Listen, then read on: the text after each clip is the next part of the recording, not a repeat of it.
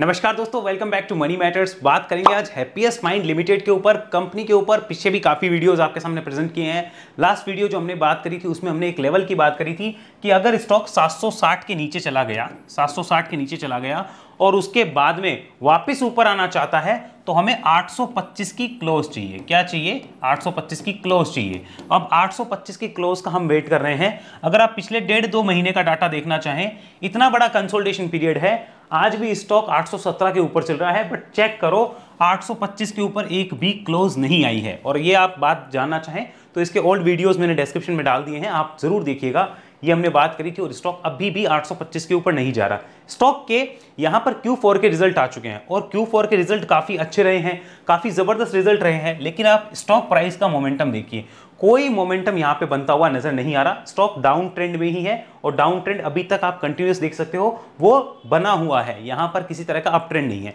साथ में ये चीज नोट करिए, स्टॉक उन भाव के आसपास है जहां पर जून 2022 के अंदर था, उन्हीं भाव के आसपास लगभग जून 2024 आने वाला है, उन्हीं भाव के आसपास है। लेकिन जब स्टॉक यहां पर नीचे आता है तो ऐसा हवा बनता है कि बस एक ही मौका है, उसके बाद जीवन में कभी मौका ही नहीं आएगा। जबकि ऐसा नहीं होता, क्योंकि जो शॉर्ट टाइम में तेजी से आते हैं वो लंबे टाइम में फिर खड़े हो जाते हैं और उसके बाद उनमें टाइम वाइज कंसोलिडेशन के बाद कोई मोमेंटम बनता है। खैर, इस पर डिस्कस करेंगे। आज हम पूरा इसका फंडामेंटल डाटा भी एक बार वापस से चेक करेंगे, Q4 के बाद क्या चेंजेस आए हैं, और ये भी देखेंगे कि आज की डेट में अगर कोई इसे फ्रेश लेना चाहता है तो उसके लिए क्या चीज हो सकती है और वो अपने एडवाइजर से क्या कंसल्ट कर सकता है। तो इस वीडियो को एक एजुकेशन के लिए देखिए, जिससे आप अपने एडवाइजर के साथ एक अच्छा बढ़िया कंसल्टेशन कर पाए। एडवाइजर नहीं है तो अपने दिमाग से काम करना ना भूलें। लेकिन फिलहाल चलते हैं इस वीडियो में आगे। सबसे पहले देखिए, वीडियो में आगे चलने से पहले एक बात करना चाहेंगे, हमने स्टॉक एज का एक आपको फ्री दिया था प्लान कुछ समय पहले। आज हम स्टॉक एज का एक और प्लान आपके लिए फ्री लेकर आए हैं। इसको ध्यान से समझिएगा, यहां पर हमने कुछ डिस्काउंट आपके लिए अवेलेबल कराया है। ये प्रीमियम प्लान है, ये आपको फ्री ऑफ कॉस्ट मिल चुका है, हमने ऑलरेडी आपको दिया था उससे, और इसका रेस्पॉन्स काफी गजब रहा था। तो लोगों की रिक्वेस्ट थी कि इसका एनुअल प्लान हो सकता है क्या, तो प्रीमियम की जगह हम आपके लिए प्रो का ही एनुअल प्लान ले आए, जिसमें प्रीमियम आपको फ्री मिल जाएगा और प्रो का एनुअल प्लान भी आपके पास रहेगा। अब प्रो में आप जो है चार्ट पैटर्न्स को, सेक्टर रोटेशन और सेक्टर एनालिसिस का कंप्लीट डाटा एक्सेस कर सकते हो with all the scan, all the investment ideas, strategy, और ये सारी चीजें आपको इसमें फ्री मिल जाएगी। अब ध्यान से सुनिए, इसके लिए आपको क्या करना है। सबसे पहले आपको डिस्क्रिप्शन में एक लिंक मिलेगा, उस लिंक पे क्लिक करना है। क्लिक करते ही ये पेज आपके सामने खुल जाएगा। स्टॉक एज का प्रो ईयरली सब्सक्रिप्शन है, यहाँ पे व्यू प्लान पे क्लिक करिए। व्यू प्लान पे क्लिक करने के बाद आपके पास ये स्लाइड आएगी। इस स्लाइड में आपको सब्सक्राइब के ऊपर क्लिक करना है और अपने आप को रजिस्टर कर लेना है, जिसमें आपको नेम, नंबर, ईमेल, ये सब कुछ फिलअप करना होगा। और इसके बाद ये जो नेक्स्ट पेज है, यहां पर आप सारी डिटेल डालने के बाद हमारा कोड शुभ 40, ये जो हमारा कोड है ये आप वहां पे लगा दीजिए, आपको 40% डिस्काउंट क्लेम हो जाएगा। ये ध्यान रखिएगा, ये ऑफर सिर्फ शुरुआत के 200 मेंबर्स के लिए ही रहेगा। हालांकि मेरी स्टॉक एज टीम के साथ बात चल रही है और मैं इसे अप टू 1000 एक्सटेंड करना चाहता हूं। तो एक बार आप ध्यान रखिए कि शुरुआत के 200 लोग इसमें बिल्कुल देरी ना करें। ये 40% डिस्काउंट क्लेम करना चाहें तो डेफिनेटली आप कर सकते हो, और उसके बाद भी 200 के बाद एटलीस्ट आपको 30% डिस्काउंट तो मिल ही जाएगा। लेकिन मेरी कोशिश रहेगी कि मैं 1000 पीपल तक के डिस्काउंट करवा दूं, बट फिर भी आप इस कोड को प्लेस करके देखिए, क्या पता आपको वो कोड मिल ही जाए और आप 40% डिस्काउंट क्लेम कर पाए। तो ये सारी चीजें आप देखने के लिए इस नंबर पे स्टॉक एज से बात भी कर सकते हैं। अगर आपको कोई समस्या आती है तो स्टॉक एज की इस टीम से कॉन्टेक्ट कर लीजिए, और अगर आपका ऑलरेडी कोई प्लान लिया हुआ है, समस्या आ रही है, तो प्लीज यहाँ पे कॉल कर लीजिए और अपने आप को इस ऑफर में अवेल करना चाहें तो डेफिनेटली देख सकते हैं। अब बात करते हैं हैप्पीएस्ट माइंड के फंडामेंटल्स के ऊपर। फंडामेंटली अगर देखना चाहें तो आपको पता ही है कि हमने फंडामेंटल पहले भी रिव्यू करे, लेकिन एक बार रिजल्ट के बाद अगेन करते हैं। देखिए 12,000 करोड़ की मार्केट कैप है, 52 का पी है, जो कि आप किसी भी तरीके से ये नहीं कह सकते अंडर वैल्यूड है। यहाँ पे देखिए ROC अच्छा है, ROE अच्छा है, और अगर यही पी भी 15 का मिल जाए तो फिर कहना ही क्या। लेकिन हाँ, हमें पता है नहीं मिलेगा, IT बिजनेस है। इंडस्ट्री का पी भी देखना चाहें तो वो लगभग 35 के आसपास आ रहा है। यहाँ पर प्रमोटर्स की होल्डिंग 50 के आसपास है। और ध्यान रखिए, मैंने लास्ट वीडियो में भी एक चीज कही थी कि कंपनी के प्रमोटर्स ने ये माल बेचा है, मुझे थोड़ा नेगेटिव लगता है। जो भी रीजन रहा हो, मुझे नेगेटिव लगता है। यहाँ पे प्रमोटर की अनप्लेज होल्डिंग इतनी है और कुछ परसेंटेज यहाँ पे प्लेज भी है। EPS 16 रुपए के आसपास है, जो ठीक ठाक है, बहुत अच्छा नहीं है। प्रॉफिट ग्रोथ ठीक ठाक है, कोई बहुत बड़ी आप ग्रोथ नहीं कह सकते। Market cap to sales obviously थोड़ा ओवरवैल्यूड दिखाता है। PG रेशियो ठीक ठाक दिखा रहा है। फ्री कैश फ्लो भी कंपनी के पास ठीक ठाक है। अब ये तो बेसिक लेवल डाटा हुआ है जिनमें कोई फंडामेंटली इश्यू नहीं है, लेकिन कोई बहुत अट्रैक्टिव फंडामेंटल वैल्यूएशन अभी नहीं है जहां पर जाकर आप सीधा पैसा लगा दो और आपका बहुत बड़ा पैसा बन जाए। ऐसे फंडामेंटल भी नहीं है। अभी ये बात कई लोगों को पसंद नहीं आएगी क्योंकि वो हैप्पीएस्ट माइंड लेके बैठे होंगे, लेके आप नहीं बैठे हो, मैं भी बैठा हूं लेके। लेकिन ये सच्चाई से हम नहीं मुकर सकते कि सच क्या है। बहुत अट्रैक्टिव वैल्यूएशन नहीं है, ओवरऑल कंपनी अच्छी है फंडामेंटली। आगे बात करते हैं यहाँ पे, देखिए बहुत अट्रैक्टिव वैल्यूएशन अलग चीज होती है। अब इसकी पी को देखिए, यहाँ पर एवरेज पी जो है पिछले साल से जब से लिस्ट हुई है तब से 58 की रही है और अभी 52 के आसपास है। तो हम इसे ओवर वैल्यूड भी नहीं कह सकते, अंडर वैल्यूड भी नहीं कह सकते, तो आप ओवर वैल्यूड भी नहीं कह सकते। आगे बात करते हैं यहाँ पे, यहाँ इसके क्वार्टर रिजल्ट को समझिए। मार्च का रिजल्ट है 417 करोड़ की सेल्स, 417 करोड़ की कंपनी ने सेल्स करी। इसी को जरा मार्च 23 से कंपेयर करो तो देखो सेल्स बढ़ी कि नहीं बढ़ी, बिल्कुल बढ़ी, अच्छे परसेंटेज में बढ़ी, बहुत अच्छे बढ़ी, कोई दिक्कत नहीं है। यहाँ पर आओ ओपीएम को देखो, ओपीएम 24% था, अभी ओपीएम कितना है, सिर्फ 20%। तो समस्या है कि नहीं है, बिल्कुल है। यानी मार्जिन पे प्रेशर है कि नहीं है, बिल्कुल है। लेकिन अच्छी चीज है कि सेल्स बढ़ रही है तो मार्जिन का प्रेशर तो भविष्य में सही हो जाएगा, लेकिन अगर सेल्स नहीं बढ़ी तो दिक्कत हो जाएगी। तो सेल्स बढ़ रही है, दैट्स गुड, दैट्स ओके। यहाँ पे आओ, अर्निंग देखो, यहाँ पे नेट प्रॉफिट 58 करोड़ का, यहाँ पे आओ ये देखो कितना है 72 करोड़ का। अब ये 72 करोड़ ये आया कैसे, आओ इधर, ये जो आपको दिख रही है लाइन, ये है अदर इनकम की लाइन। यहाँ पे अदर इनकम से 38 करोड़ रुपीस आए हैं।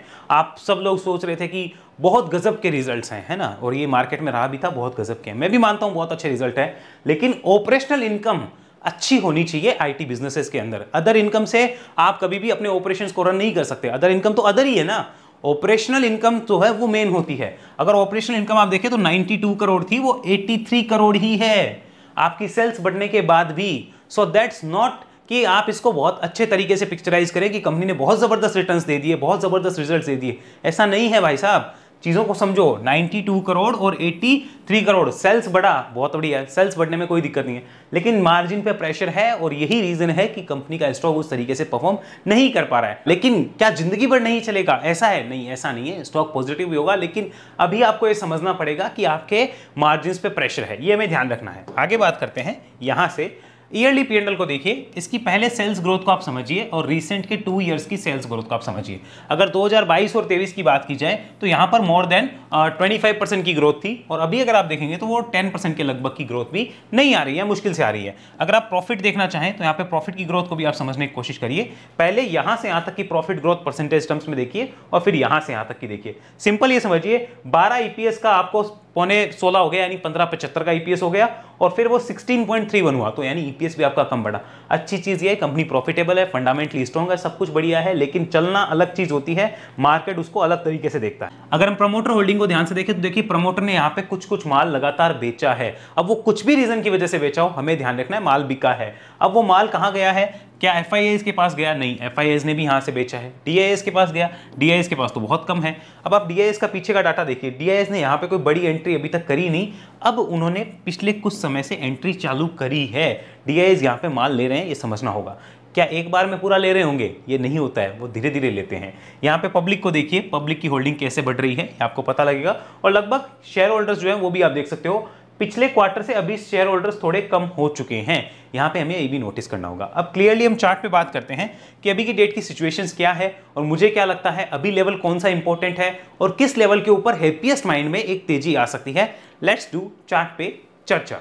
सबसे पहले हमारे सामने स्क्रीन पे चल रहा है हैप्पीएस्ट माइंड का मंथली चार्ट। अगर मंथली चार्ट पे आप ध्यान से देखेंगे, एक रैली आ चुकी है, रैली के बाद जो है वो स्टॉक क्या कर रहा है, टाइम पास करे जा रहा है। अगर यहाँ पे आप नोटिस करेंगे ध्यान से तो आपको पता चलेगा कि ये जो स्टॉक है पिछले 2 साल से इन्हीं भाव के आसपास है, यानी लगभग हमें ये पता चल गया है कि स्टॉक इनसे ज्यादा तब तक ज्यादा नहीं गिरेगा जब तक कि कोई बड़ी यहाँ पे प्रॉब्लम कंपनी के अंदर ना हो जाए, तब तक वो इससे नीचे नहीं जा सकता। लेकिन किसी स्टॉक का नीचे नहीं जाना और तेजी पकड़ना दोनों अलग अलग चीजें। ये नीचे तो नहीं जा रहा, लेकिन कर क्या रहा है, मंथली चार्ट पे ओवरऑल ट्रेंड जो है वो साइडवेज का है। तो साइडवेज ट्रेंड में आप पैसे लगा के कभी भी रिटर्न्स नहीं निकाल सकते शॉर्ट पीरियड ऑफ टाइम में, फिर आपको लंबे टाइम ही बैठना पड़ता है टाइम वाइज करेक्शन के साथ। अगर अभी रिसेंट का भी मंथली चार्ट अगर आप देखेंगे तो यहां पर देखिए, मेरे को जो लेवल इंपॉर्टेंट लग रहा है वो मैं आपको बता सकता हूं, दैट इज नाउ ₹900। नाउ ₹900 ये लेवल किसी समय में 1025 का था जो मुझे इंपॉर्टेंट लगता था, जिसके ऊपर तेजी के इंडिकेशंस होंगे, लेकिन अब वो मंथली चार्ट पे एक बार लग रहा है 900 का, क्योंकि जैसे जैसे टाइम बीतेगा वो लेवल नीचे की तरफ शिफ्ट होता जाएगा। तो अभी अगर 900 के ऊपर आता है स्टॉक तो आई थिंक बुलिश हो जाएगा, तब तक बुलिश मोमेंटम नहीं आएगा। बेयर्स का ग्रिप नहीं है, साइडवेज रह सकता है, लेकिन बुलिश मोमेंटम तब तक नहीं है जब तक 900 के ऊपर नहीं आ जाए, यानी या तो यहां पे साइडवेज रहेगा या फिर नीचे जा सकता है, बुलिश नहीं हो सकता। ये क्लियर हो गया। आइए आगे बात करते हैं वीकली चार्ट पे। वीकली चार्ट अभी की डेट में क्या बोल सकता है, हैव अ लुक। यहां पर वीकली चार्ट पे भी आपको वही चीज का आइडिया जो है वो लग जाएगा। ध्यान से अगर आप इसको भी देखेंगे, ये देखिए ये 900 का लेवल है। अगर आप ध्यान से देख रहे हैं इसको, इनके ऊपर आने पे ही स्टॉक के लिए एक अपसाइड का पोटेंशियल बनेगा, गेट खुलेगा, तब तक साइडवेज है।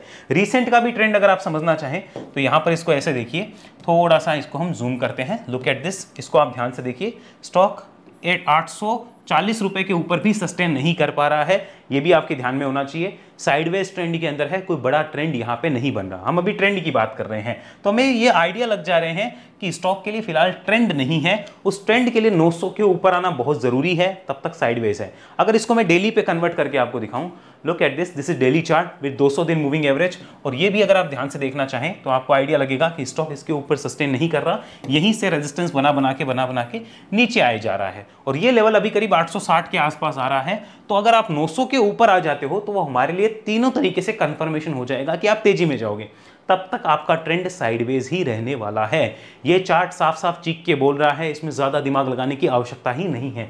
इसको एक बार आप ऐसे भी समझ सकते हैं वीकली चार्ट करके, राइट नाउ यहां पर इसको आप ऐसे भी समझ सकते हैं वीकली चार्ट पे कि स्टॉक के लिए किसी भी तरीके से आज की डेट में इन लेवल्स के नीचे जाना और नेगेटिविटी को न्योता देने के बराबर होगा, ये भी हमें ध्यान रखना होगा।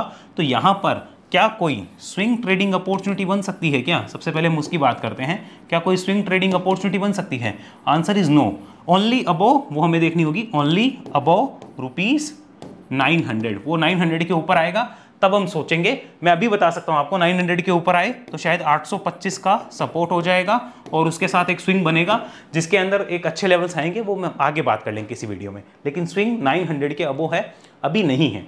अब हमने ये देख लिया तो हमें ये भी पता चल गया डेली, वीकली, मंथली तीनों का trend sideways to bearish side में है, बुलिश अभी तक नहीं हुआ है। भले ही रिजल्ट देख के बहुत से लोग ओवर एक्साइटेड हो रहे थे, but the reality is totally different, वो हमें समझनी होगी।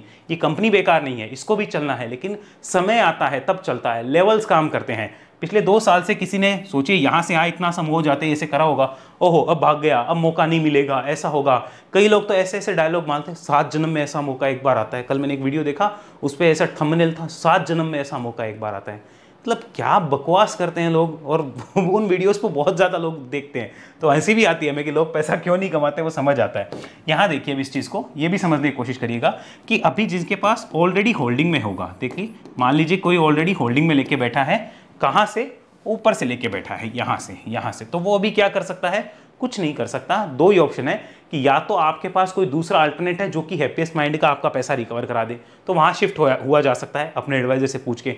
दूसरा ऑप्शन ये होता है कि यहाँ पे चुपचाप बैठा जाए, नीचे के लेवल पे एक्यूमुलेट किया जाए। कंपनी खराब नहीं है, फंडामेंटल अच्छे हैं, बिजनेस अच्छा है, टेक्निकल अभी अच्छे नहीं है, फ्यूचर में हो सकते हैं, लेकिन उसका टाइम नहीं पता, यह हो सकता है। यहां बात करते हैं, किसी ने यहां से पैसे लगा रखे हैं, मानो किसी ने यहां से पैसे लगा रखे हैं, उसके पास क्या ऑप्शंस है? सिंपली एक ही ऑप्शन है कि यहां पर टाइम लगेगा। सिंपल सा बात है, टाइम लगने वाला है, ये सीधी वेव में ऊपर जाना मुश्किल है जब तक 900 के ऊपर नहीं आता। कई लोग जो अभी फ्रेश इन्वेस्टमेंट करने का सोच रहे हैं कि यहाँ पे हम क्या करें, फ्रेश इन्वेस्टमेंट कर लेते हैं, कि फ्रेश इन्वेस्टमेंट करके यहाँ पे बैठना चाहते हैं, तो आज की डेट में अगर मुझे यहाँ पे फ्रेश इन्वेस्टमेंट करना हो, माय आंसर 1 टाइम बाय अगर करनी हो तो आंसर हो 1 टाइम नो, क्लियर नो। मेरे माइंड में ये चीज़ होनी चाहिए, स्टॉक अभी टाइम वाइज करेक्शन और कर सकता है, स्टॉक 900 के ऊपर आने पे ही मूव करेगा, तब तक मूव नहीं करेगा, और अगर मुझे लेना है तो मुझे नीचे एक्यूमुलेट करके ही लेना होगा, भले ही कुछ भी हो, कितनी अच्छी न्यूज़ आ जाए, जब तक ये नहीं चल रहा तब तक कोई मतलब नहीं है। ये हुई फ्रेश इन्वेस्ट वालों की बात। इन्वेस्ट का मतलब होता है 1-2 साल बैठना, 3 साल बैठना, 5 साल बैठना, उनके लिए। एक्यूमुलेट बिंदास, कोई प्रॉब्लम नहीं है एक्यूमुलेट में, बट कीप इन माइंड ना कि एक बार में अगर अभी पैसा लगा दिया और स्टॉक यहाँ से 700 आ गया, 600 आ गया, कोई भरोसा नहीं है। आने वाले समय में मार्केट गिरता है तो कोई भरोसा नहीं क्या होगा। जैसे कि इसको आप समझ के देखिए, मार्केट ने अभी पिछले 2 साल में तो रैली किया है, हैप्पीएस्ट माइंड ने क्या रैली किया है? कुछ नहीं किया है। और मार्केट जैसे जैसे नीचे आ रहा है, आप ध्यान से देखिए, मार्केट जब भी नीचे आता है हैप्पीएस्ट माइंड और नीचे आ जाता है, ऊपर जाता है तो नहीं जाता, और नीचे आ जाता है, और नीचे आ जाता है। तो इसका मतलब क्या हुआ? अगर अब मार्केट फिर से गिरता है, जिस तरीके से रैली आई है, उसके बाद अगर कोई करेक्शन आता है तो इसमें आपको लोअर लेवल्स पे चांस मिल सकता है। तो जब आपको लोअर लेवल्स के चांस मिल सकते हैं, आपको पता है कि ट्रेंड अभी बुलिश नहीं है, लोअर लेवल के चांस मिल सकते हैं, अभी इस पूरे सेक्टर में अभी कोई बुलिशनेस नहीं आई है, तो एक बार में पैसा लगा के क्या मिल जाएगा, जरा सोच के देखिए। क्या इससे बेटर ये नहीं होगा कि हम एक्यूमुलेशन की तरफ जाएं? ये तो मेरा ओपिनियन है कि हम एक्यूमुलेशन की तरफ जाएं। आपको लगता है कि नहीं, अपने को तो एक बार में ही लेना, ये जीवन का पहला और आखिरी मौका है, इसके बाद जीवन में कभी मौका नहीं आएगा, तो आपकी सोच डिफरेंट हो सकती है। मेरी सोच ये है कि अगर किसी को लेना हो तो दो ही ऑप्शन होने चाहिए, या तो अभी एक्यूमुलेट करो या फिर 900 के ऊपर आता है तो इस चार्ट पे बुलिशनेस आ सकती है, तब एक बार रिव्यू करके देखो। मैं आपको बिल्कुल नहीं कह रहा इसे खरीदो या बेचो, इस बात का बिल्कुल ध्यान रखिएगा। मेरे को इतना पता है 900 के ऊपर तेजी होगी तब रिव्यू करेंगे, या फिर अगर कोई नीचे लेता है तो एक ही सॉल्यूशन है, that is sideways time pass accumulation. उसके अलावा कोई सॉल्यूशन नहीं है। फालतू हम अपनी कैपिटल अगर यहाँ डाल के फंसाना चाहते हैं, that's totally up to us कि हाँ चलो हमें पता है कि टाइम पास करेगा और हमारे पास कैपिटल बहुत बड़ी है तो हम डालना चाहें तो अलग चीज़ होगी। बाकी जिसकी कैपिटल बेचारे की लिमिटेड है उसको शायद कुछ हेल्प हो जाए, उसको शायद आइडिया लग जाए कि ट्रेंड अभी बुलिश नहीं हुआ है, साइडवेज है, और साइडवेज ट्रेंड में पैसा लगाने के बाद अगर चलता है तो वो लक के ऊपर होता है, वो कभी भी स्किल्स के ऊपर नहीं होता है। आई होप आपको ये समझ आया होगा। एनालिसिस सीखनी हो ऐसी तो आप हमें डिस्क्रिप्शन में देखिए, इस नंबर पर संपर्क कर सकते हैं। वेब एनालिसिस के रिगार्डिंग कोई भी जानकारी चाहिए इस नंबर पर संपर्क करिए। ये एक ट्रेनिंग प्रोग्राम है जहां एक समय में एक इंसान मेरे साथ सीखता है। अकाउंट ओपनिंग करवा के भी आप हमारे साथ कनेक्ट हो सकते हैं और चैनल की एसटीपी मेंबरशिप लेकर या डायमंड मेंबरशिप लेकर भी आप हमारे साथ कनेक्ट हो सकते हैं। उसके लिए आपको ज्वाइन बटन पर क्लिक करना होगा और हमें ज्वाइन करना होगा। अगले वीडियो मिलेंगे दोस्तों, तब तक के लिए धन्यवाद। जय हिंद, जय भारत।